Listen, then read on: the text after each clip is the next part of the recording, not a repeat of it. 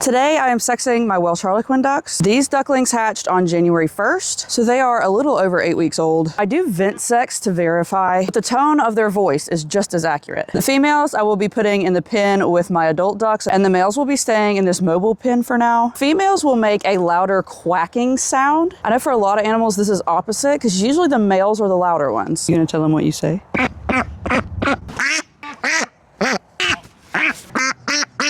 The females are quite noisy. The males sound more raspy. Tell them what you say.